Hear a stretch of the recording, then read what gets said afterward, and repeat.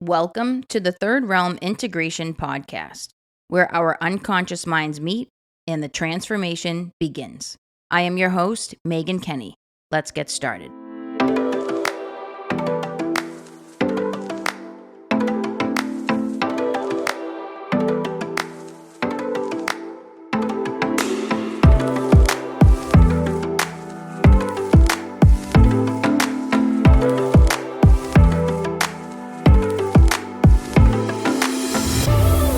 Well, hello.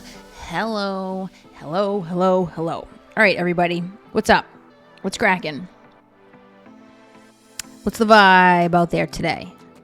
What's everybody thinking? What's the space? What's the space between the thoughts today? Are we in that? The mind moving rapidly today, or are we finding space in between the thoughts? Space in between the breath.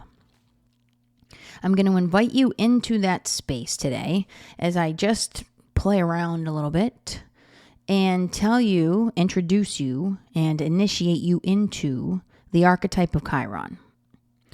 Chiron, and I'll tell more about the mythology of Chiron in another episode, but essentially, he is the Greek mythological figure that represents the shaman, the soul's journey of unification and integration, the bridge between intellect and spirit,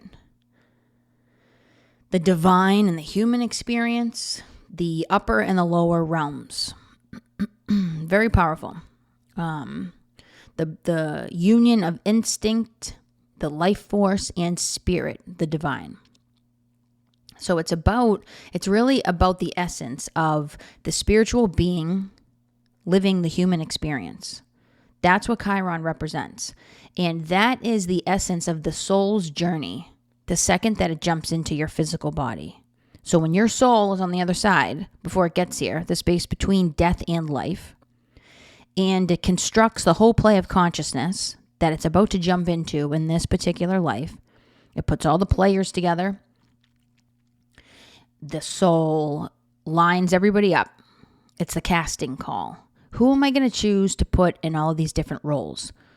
I'm going to have my best friend be the villain. I'm going to have this one be the mother, be the father. I'm going to have this one show up in my life at this time to give me a whooping, to make my head spin around, make me question everything. I got everybody lined up. I already did my casting. Now I got to direct the play, got to produce it. I got to be the star lead. I'm the lead of the play. Now my soul's over there doing all that before it decides, what body am I going to jump into? Do I want that one? Do I want that one? What am I here to learn? And not really what am I here to learn, actually, because we're all actually here to learn the same thing, which is how to get back to source. That is the Chironic wound. That cosmic wound of separation is what Chiron is all about. It's that abandonment wound that we feel when we are separated from source. So we get separated from source at the soul level when we decide that we're going to jump into this physical body. That's the first wound. That's a Chironic wound that we're all here to learn how to soothe and tend to and heal. That is across the board. It's our separation from source that we're here to heal. How we go about learning the way back to source is going to be different from every person. And that's where all the players come in. That's where all the trauma comes in. That's where all the life events come in. Because it's through all of that pain that we're going to learn how to get back to source. We might learn it in this lifetime. We might learn it in another lifetime. We might not really realize until we cross over and the physical body expires whether or not we learned it or not. And if we didn't, we're going to get another chance at it. That's karma. Karma is all about balance. It's all about balancing out the needs of the soul. And sometimes we jump into a lifetime where we do it one way. We pay off some karmic debt in one way, and then we might jump into a body where we start paying down the death and debt of karma in a completely radically different way. That's why karma is all about the essence of balance, where we might have to be a victim in one lifetime. We might have to be, a highly conscious spiritual being in the next. Chiron is the bridge between the worlds, the upper and the lower realms. And that's demonstrated by the mythological figure that he is, which is the centaur, half man, half horse. And the horse represents the guide that's going to show us the path. The horse connects the humans with the upper and the lower realms. And that's why Chiron is all about what our wounding is. Because we have to go down into that wounding, like the mana, the energy that just falls downward. You think of gravity.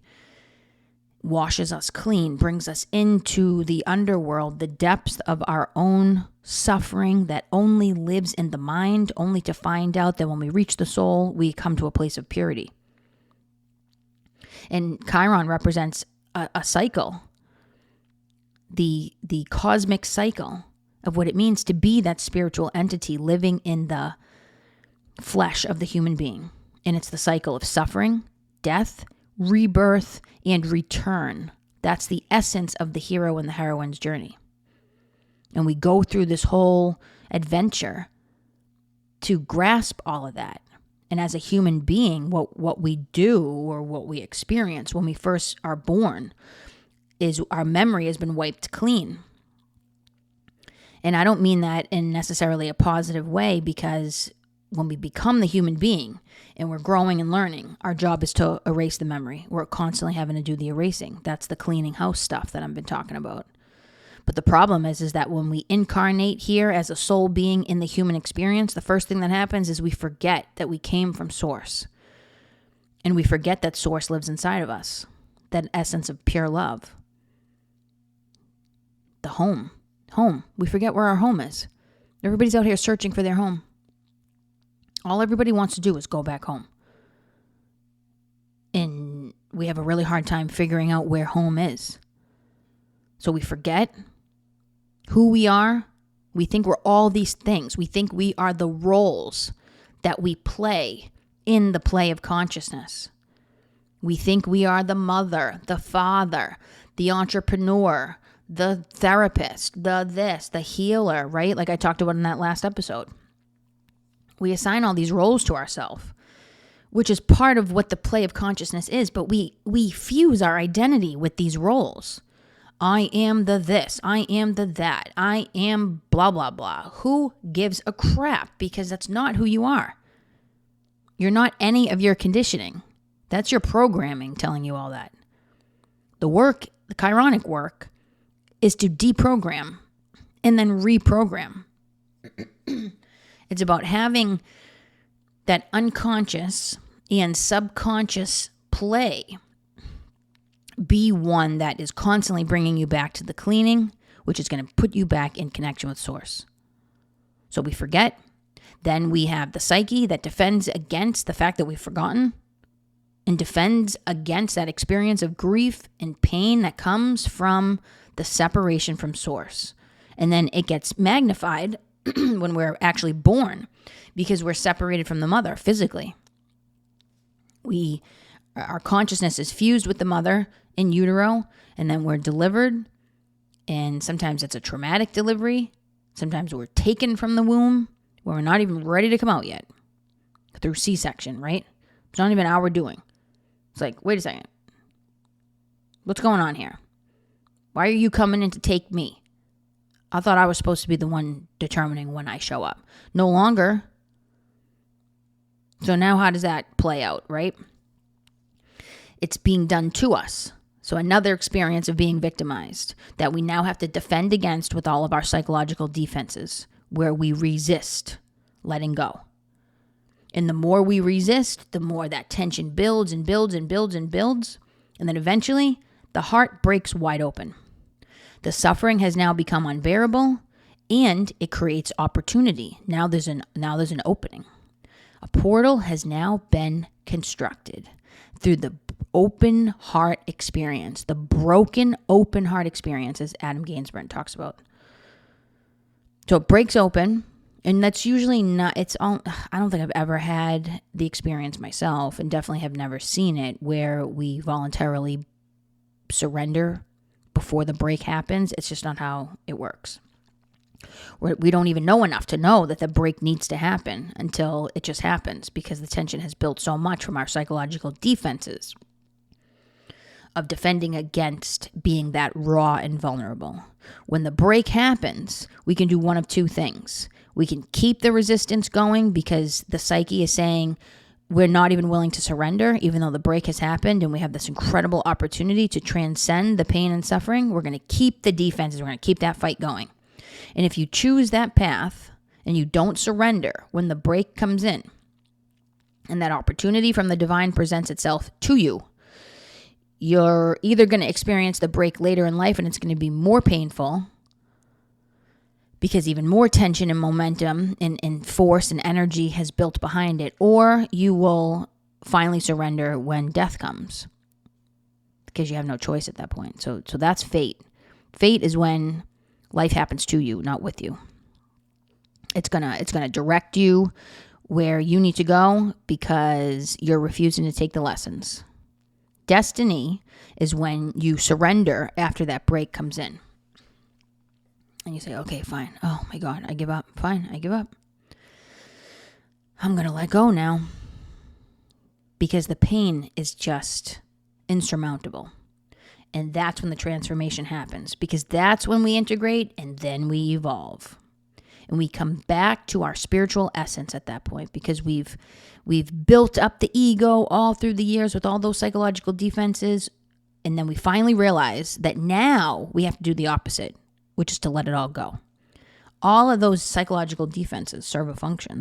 They all really have to be there to protect us.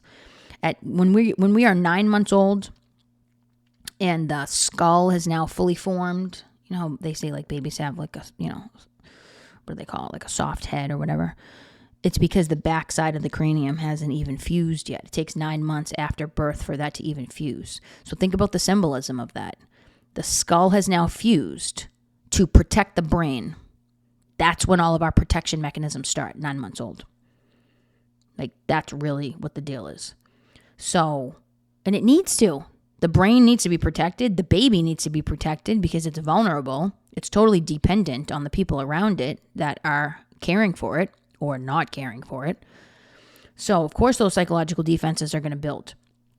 This is the essence of the Chironic theme. To take 100% radical self-responsibility for breaking down the defenses when the time comes. And so when the break happens, it's the signal. You are now ready to surrender and make the change, make the transformation. If you resist it, you're going to live the rest of your life in pain. And then the break may happen anyway. It's just going to be a million times more painful, or you don't break at all, and then the rest of your life is miserable. I hate to sound so morbid about it, but this is the truth. This is why you get people in their late ages that are just hating their lives and everybody else. Who wants to be there? Why would we do that? I mean, yeah, we can thrive off negativity, but I mean, come on. It's a drug, right? Like at some point, we're going to get sober. Are you just going to keep this going? I mean, at some point, you get sick and tired of being sick and tired. So we come back to the space of healing the grief that we feel, separated from source, separated from mother. And Chiron is all about awakening the inner healer and then taking the self-responsibility necessary to now follow the path that the Chiron experience is now showing to you and revealing to you. It's the unfolding of the path. And Chiron represents the integration of the seen and the unseen worlds, matter and spirit, masculine and feminine. He is the teacher, the bridge, the initiator into the truth, and he represents the polarity of the opposites. So the wound is the medicine. He is the teacher of the teachers also. So that's why his archetype traditionally is known as the wounded healer. The healer who is wounded. And I went in depth about how healer is not a term that I'm even interested in using anymore and why. I went into that in the last episode. But that's where I think we take the lesson from the Chironic mythology, is that he wasn't able to heal himself in my experience and my perception, is because he was still seeing his role as the healer, excuse me, the healer to everybody else. And so he wasn't tending to his own wound. He was actually pissed off that he was wounded. And that's the Greek mythological story of how it all unfolded, that he actually was wounded by himself, mistakenly. He's the one that hurt himself by mistake. It was his arrow that had the poison on the end that stabbed him in the foot. So he wounded himself. And then he was pissed about it. He was mad about it and resentful. He could never fully integrate it, and that's the lesson. So Chiron is all about the healer that lives in you. It's the inner physician. It's about the cycle of the soul. And the shamanic aspect of this Chironic symbolism, which truly is all about the psychological arc of development, psychological process of maturation and growth. But the shamanic piece, anybody that knows the work of shamans, they're going into the realm of the lost souls. They're bringing you into the experience of death, whether it's ego death or whether they do that work by going into the pockets of earthbound spirits that are the lower realm, the lower realms, I should say. In the realm of hungry ghosts, that's the lower realm. Earthbound spirits that are trapped because at the time that they died, they were full of the sludge of their own memories and they hadn't cleared them.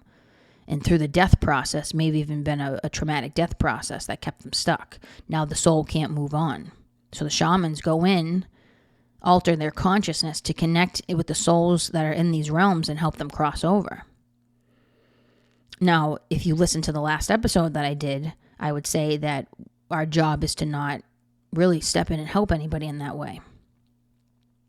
What to me it means, the shamanic experience of searching for the lost souls and helping them cross over, is that we're looking for the lost soul that lives within us. It's the hungry ghost inside of us that we must tend to and help cross over so we can release the density of the intellect and the memories that cause us to experience so much pain and emotional reactivity. So it's becoming our own Chiron. And through there, we get clarity about how the outer world is getting reflected back to us as this massive, huge mirror. To know you is to know myself. It's wound awareness.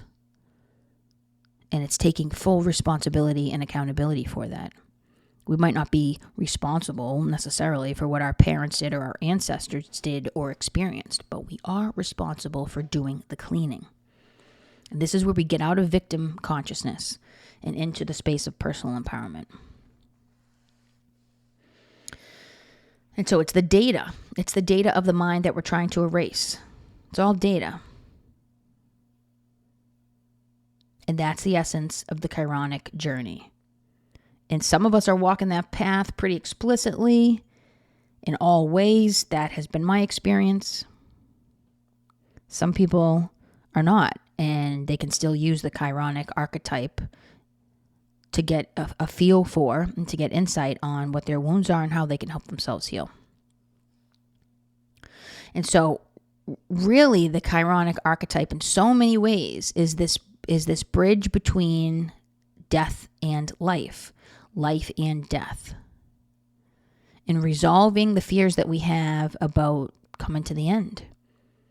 Freeing ourselves so by the time we get there, our soul is as light as a feather, and it can move where we want it to move. When that break happens and that heart breaks wide open, what the wound is saying is that I want to be tended to and I want to be cleaned. And that's powerful. And if we refuse the call of the wound, then we are refusing the call of the heroine in the hero's journey. The phone rings, and we either don't answer it or we answer it and then we hang up. Nah, I don't want to do that right now. No, I think I'm just going to keep going the way that I'm going because I don't really want to deal with that. Well, you're going to have to deal with it at some point. Whether you deal with it in this lifetime, another lifetime, or you deal with it in your death process, you're going to have to deal with it. Nothing is completely avoidable. And in fact, avoidance is what causes us all the pain because we're not willing to turn and look at the thing that we're so petrified is going to be so painful to actually look at, only to realize that on the other side, It's actually moving through the wound that gets us to where we want to be, of that place of stillness, the void, the space of zero. We think that if we avoid it, we're actually avoiding the pain. You're keeping yourself in bondage to that wound if you do it that way. And so the experience of the chironic wound is the essence of maybe a Chiron return, maybe a Chiron square. Typically, when that break happens, we can look at somebody's chart and see that the Chiron is playing a significant influence on just how it's moving in the sky at that time. It forces us to turn and face our wound because it's the soul's drive to achieve wholeness at that point. The soul is crying out and saying, please, please, please, hello, pay attention, wake up. There's a wound here that you're not even conscious of. Can you please turn and look at it and tend to it? I need your help. And that's when we team up. So it's these many sides of ourselves that come together in a harmonized way, that come into union, that end up supporting us for the rest of the journey. And it takes a lot of courage and leadership, sacrifice, grace. Courage, leadership, sacrifice, and grace to be able to turn to the wound so we can evolve forward. And if we take 100% responsibility, we will get there. But in order to do that, you have to have courage. You have to embrace yourself as your own personal leader. You have to be willing to make the sacrifice the aspects of the ego that keep you in bondage with the wound in exchange for inner peace, stillness, and the void of zero. And when you get there, the relationship that you have with the divine, which is, well, that is faith. Grace is the divine's relationship with you. That's when grace enters. So now you leave it up to the divine to do the work. And you don't need to know anything else. So it's about finding this harmony to allow the transformation to take place. You pay down your death and debt. Karmic debt. Before the body reaches its conclusion. So it doesn't have to come back here and learn all these lessons of the Earth School all over again. Because who wants to do that? I don't.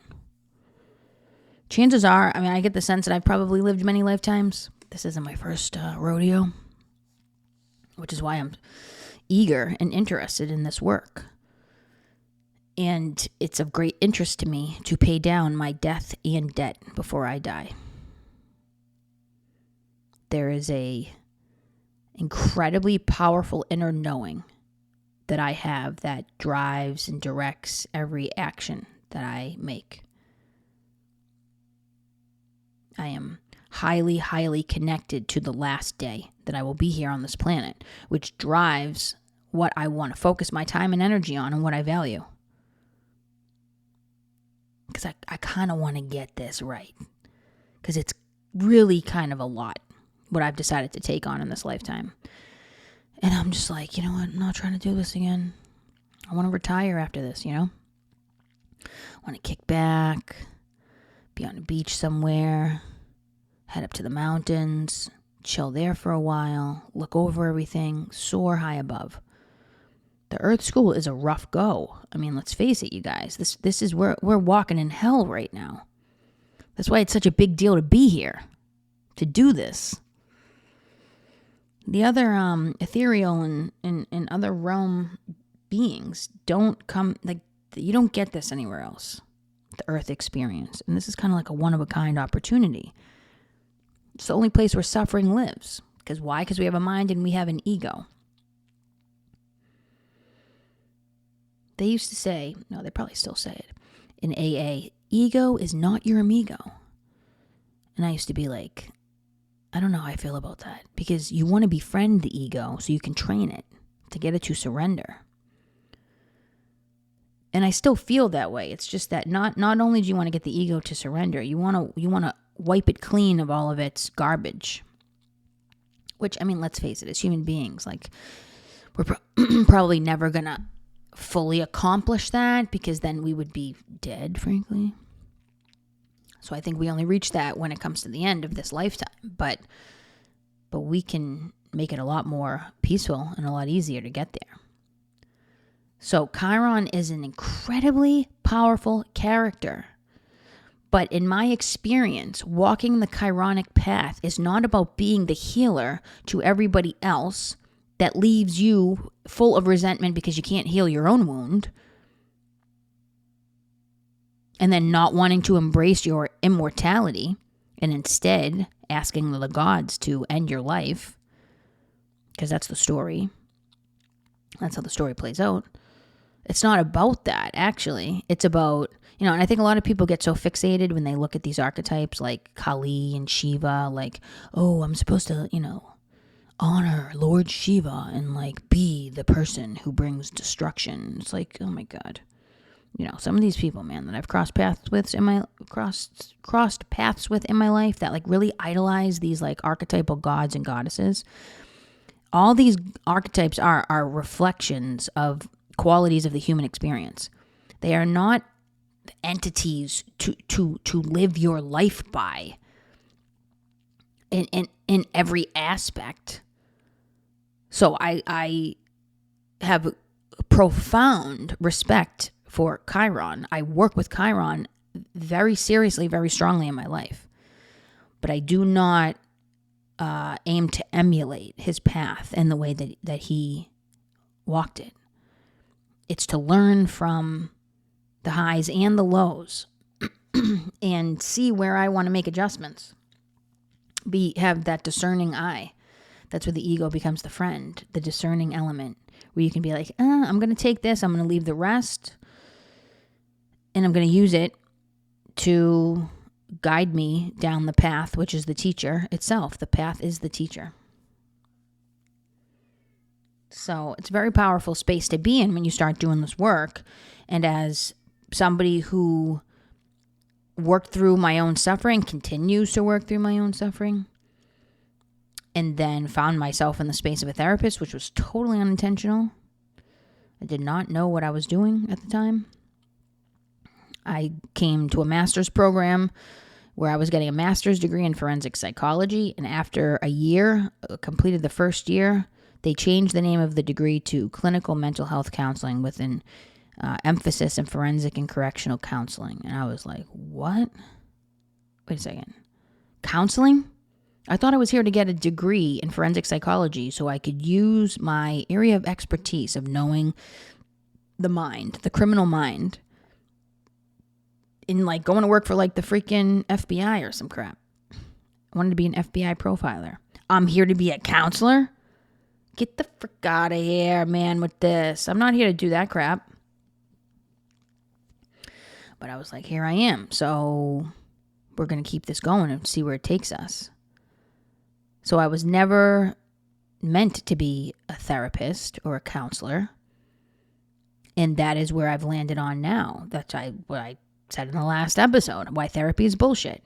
Because it is. And obviously I knew that on some unconscious level when this whole path started. But I needed to figure that out for myself. I would have never known, never in a million years, would have totally ever been able to understand that. How is therapy bullshit? Therapists are helping people. Isn't that a great thing? Isn't that what we hope to be and receive? Yes, but not in the way that we think. Not at all in the way that we think. So look up Chiron. And I think I said in the last episode, Zach Stein was one of the experts. It's Zane Stein, not Zach.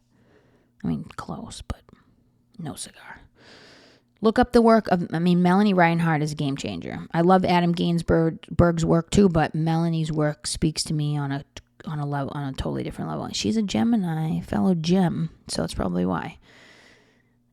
There's something about the way she describes Chiron that really resonates with me. That is really major. And she has some episodes on YouTube too that you can check out on the astrology podcast where she talks about this. You can even, actually, I shouldn't say that. She's not doing any personal readings anymore, but you can still follow her work if you want to deepen your understanding of Chiron. And I'm really focusing my energy on this archetype because, as I said in the last episode, there's a huge collective connection that we have to this mythological character that is going to continue to show itself as we move on. Chiron is also the archetype of plant medicine and holistic healing. And I mean, come on, look where we're at right now in the psychedelic renaissance. So, very powerful here. And I just think that there's a real essence to turning towards the wounding, to set it free, to come back to the place of zero, and embracing the chironic wound that really at its core is about separation from the divine. And we are totally traumatized by that separation when we come into the human experience as the soul that was out there in the higher realms before we got here. And the job and the work is to just repair that and heal that. That's really all it's about. It's just coming back to the divine. And that's really all you have to worry about. The divine will work the rest out for you. So I'm going to leave it there. A little bit of a shorter episode today, but I'm again, only moving from a place of inspiration. When I do this stuff, anything that I do these days, I'm really asking myself, what do I want to do right now? And when I come from that place, I don't need notes. I don't need anything. I don't need preparation. I used to say, like, it's all in the prep. It's all in the prep. Yeah, the prep is the cleaning now. Find your clean space. And that's the prep work. So I'm going to leave it there, you guys. Follow me on Insta at Third Realm Integration. Visit the website. Definitely subscribe on YouTube. I got those astrology videos coming out twice a month now for new moon and full moon readings. And by the time this episode comes out, we'll have another full moon reading up. So go check that out. And I hope everybody is enjoying the vibe of independence this week. And hopefully everybody is enjoying nice weather, playing around with some fireworks, don't get hurt, and looking up to the sky to see the bright stars align if you are enjoying any fireworks shows. It's usually wild around here, right near my house for 4th of July. So I think I can typically see the fireworks from my house, but I think I might make my way over to the beach to watch them as well. So I wish you all a beautiful week. I will catch you on the next episode. May the light always lead your way. Be well, everybody.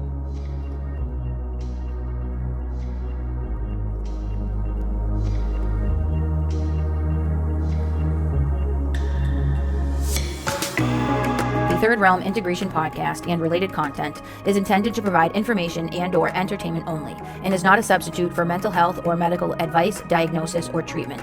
Do not delay mental health or medical consultation or substitute a mental health or medical professional's opinion because of what you heard on this show.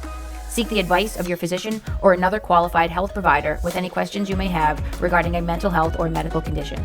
The host of this podcast does not provide emergency support for mental health or medical issues. For questions or concerns, visit your local emergency room or contact your doctor.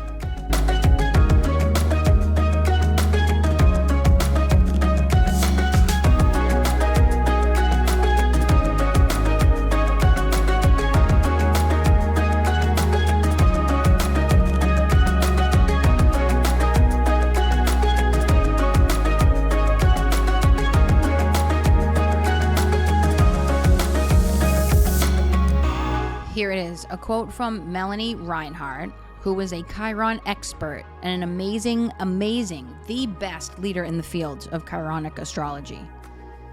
Here we go. Chiron represents an emerging spirit of philosophical independence, compassion in the face of suffering, and an ongoing process of learning to trust the inner teacher or guide.